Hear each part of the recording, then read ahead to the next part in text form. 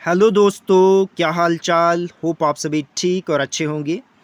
दोस्तों, आज हम डिस्कस करेंगे difference between returns to factor और returns to input and returns to scale. बहुत इंपॉर्टेंट टॉपिक है।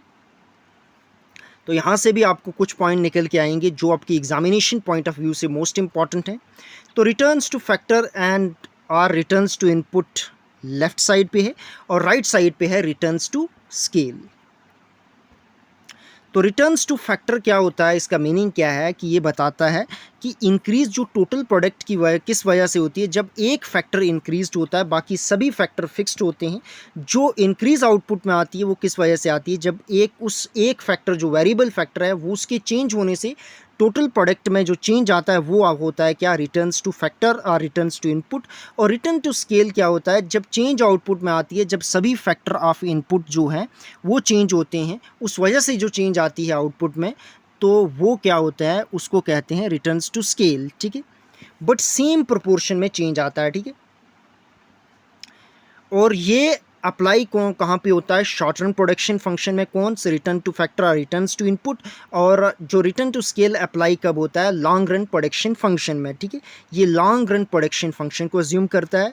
जो रेशो होता है फिक्स्ड फैक्टर और वेरिएबल फैक्टर का, वो चेंज होता है कहाँ पे, रिटर्न्स टू फैक्टर और रिटर्न्स टू इनपुट में। बट फैक्टर रेशो सेम रहते हैं, कांस्टेंट रहते हैं कहाँ पे, रिटर्न्स टू स्केल में। ठीक है, और कोई भी चेंज स्केल ऑफ प्रोडक्शन में कोई चेंज नहीं आता है। ठीक है, किसमें, रिटर्न्स टू फैक्टर और रिटर्न्स टू इनपुट में।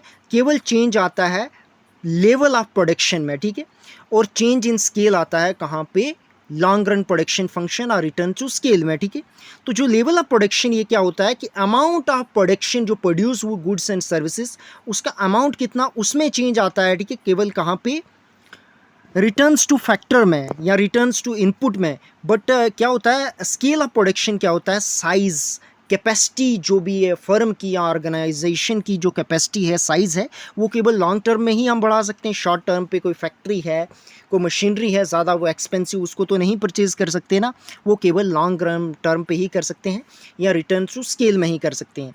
तो इसलिए इस तरीके से कह सकते हैं जो स्केल ऑफ प्रोडक्शन होती है वो कहाँ पे होती है, रिटर्न टू स्केल में होती है। और लेवल ऑफ प्रोडक्शन कहाँ पे होता है, शॉर्ट टाइम पीरियड पे होता है, जो कहाँ पे होता है, रिटर्न टू फैक्टर और रिटर्न्स टू इनपुट में देखने को मिलता है। ठीक है, तो आउटपुट में चेंज आता है वो किस वजह से आता है, marginal productivity of variable factor की जो मार्जिनल प्रोडक्टिविटी है उस वजह से आता है। और जो रिटर्न टू स्केल में जो चेंज आता है आउटपुट में, वो किस वजह से आता है, एफिशिएंसी, जब सभी फैक्टर प्रोडक्शन की एफिशिएंसी बढ़ जाती है तो उस वजह से आता है जी आउटपुट में चेंज, रिटर्न्स टू स्केल में। ठीक है, तो ये था difference between returns to input और returns to factor and returns to scale के बीच का। ठीक है, आपको ये वीडियो कैसी लगी, अगर आपको ये वीडियो इन्फॉर्मेटिव लगी तो इसको ज़्यादा से ज़्यादा शेयर करें, लाइक करें, कमेंट करें, हमारे चैनल इन डेप्थ को सब्सक्राइब करें। और फर्दर अपडेट के लिए आप हमारे साथ टेलीग्राम ग्रुप को भी ज्वाइन कर सकते हो, उसका लिंक मैं आपको डिस्क्रिप्शन में दे दूँगा। धन्यवाद, thank you for watching this video.